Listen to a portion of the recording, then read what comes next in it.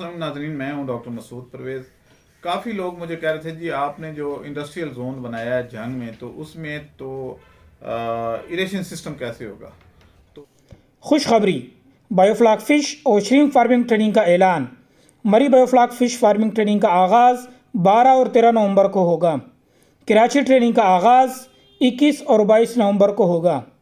Registration के लिए अभी रब्ता करें 0300 400 9799 0300 8820 519।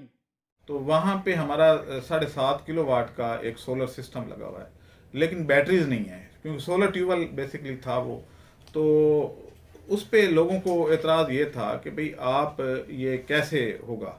तो इसका बड़ा आसान सा तरीका है कि आप एक जो हमारा सोलर ट्यूबवेल है वो ज़मीन से कोई 6 फुट ऊंचाई पे ऊपर से फेंकता है। हम उसको मज़ीद 2 फुट ऊंचा कर लिया हमने।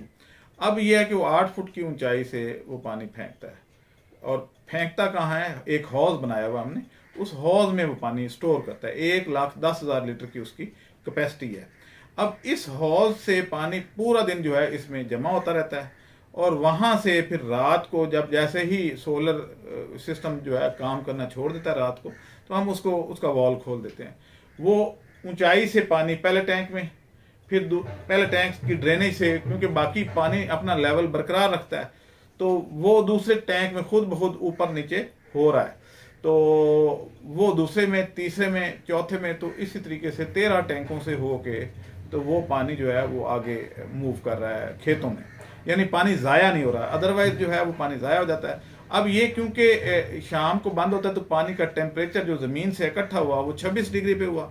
तो 26 डिग्री पे, क्योंकि ये 210 फुट गहराई में हमने बोर किया हुआ है, तो 210 फुट से तो पानी जो है वैसे भी 27 डिग्री पे आता है। 1 डिग्री चले डिक्रीज हो गया कि वो, तो एक तो सर्दियों में ये आपका मसला जो गर्म पानी का है वो बगैर किसी खर्चे के हल कर देता है।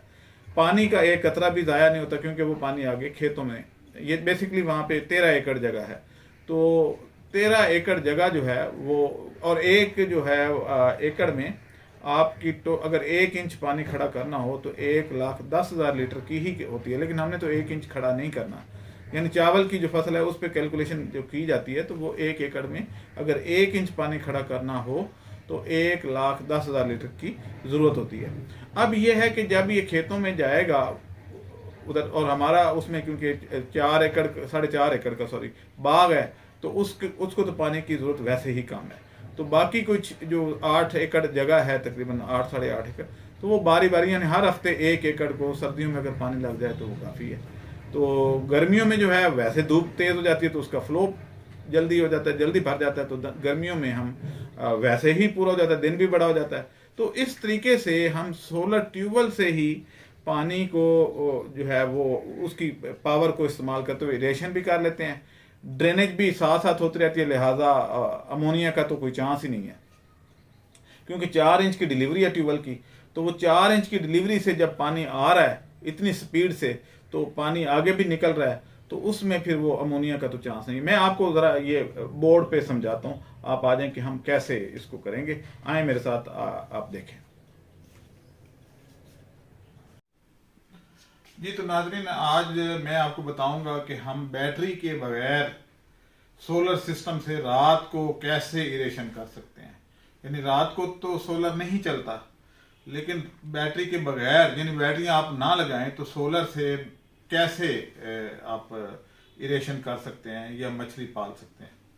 तो जो हमने जंग में सिस्टम लगाया है वो कैसे है, वो ये है कि हमने एक पानी का हौज बनाया पानी का। इसमें ये ट्यूबवेल का पाइप यहाँ आ रहा है, ये पानी इस ट्यूबवेल का इसमें गिर रहा है, और इसमें ओवरफ्लो वॉल भी लगा हुआ है, और ओवरफ्लो वॉल भी और दूसरा ड्रेनेज वॉल भी लगा हुआ है। तो यहाँ से ये कनेक्ट करके तो हमने दूसरे टैंक के ऊपर डाल दिया है, यानी ये यहाँ थोड़ा सा नीचे है, तो ये यहाँ से चला जाता है। और दूसरा ये अंदर से नीचे से भी लेवल, क्योंकि पानी अपना लेवल बराबर रखता है, तो ये दोनों तरफ से पॉसिबिलिटी हो जाती है।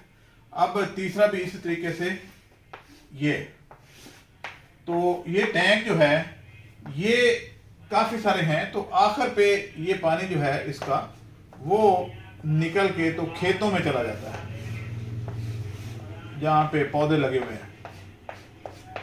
तो दिन को ये हौज भरता है ये, और ये तकरीबन 1,10,000 लीटर की कैपेसिटी का ये हौज है। ये भर जाता है दिन को, और दिन को सोलर से ही इसकी जो मोटर लगी हुई है इरिगेशन की वो चलती रहती हैं। रात को हम इसको ड्रेनेज शुरू कर देते हैं। तो ड्रेनेज एक टैंक में गई, दूसरे में गई, तीसरे में गई, तो ये 13 टैंकों से होके तो खेतों में चला जाता है। तो क्योंकि पानी की मुसलसल 4 इंच की सप्लाई है पीछे से, तो एक तो इसमें अमोनिया का कोई चांस नहीं है कि पानी सर्कुलेट कर रहा है, और दूसरा ऑक्सीजन इसमें खुद ब खुद जा रही है, क्योंकि सर्कुलेटेड वाटर जो है उछल रहा है, लहरें बन रही हैं, वो सारा कुछ हो रहा है। तो इस तरीके से ये हम रात को अपनी इरेशन पूरी करते हैं। तो इस तरीके से बैटरियों की ज़रूरत नहीं होती। आपकी बैटरियों वाली जो एनर्जी है वो इस हौज से पूरी हो रही है, इस हौज से, क्योंकि ये ग्रेविटेशनल फोर्स से, यानी ये यहाँ तक एक्चुअली ये हौज ज़रा ऊंचा है और इसमें डायरेक्ट गिरता है। इसका ये वाला जो नीचे वाला पोर्शन है, मैं दोबारा बना देता हूँ कि ये हौज है, तो इसका ये जो आउटलेट है ये इस टैंक के अंदर आ रहा है, इसमें इसके से आगे जो है ये, तो इस तरीके से सीरीज में है, और आखिर पे खेतों में पानी चला जाता है। पानी ज़ाया नहीं होता, यानी हमें तो खेतों को देना है, तो हम रात को खेतों को पानी लगाते हैं, दिन को सिर्फ हौज भरते हैं। तो रात को ये पानी खेतों में चला जाता है इस तरीके से। तो बिजली की बचत भी होगी, बैटरियों का बड़ा खर्चा है।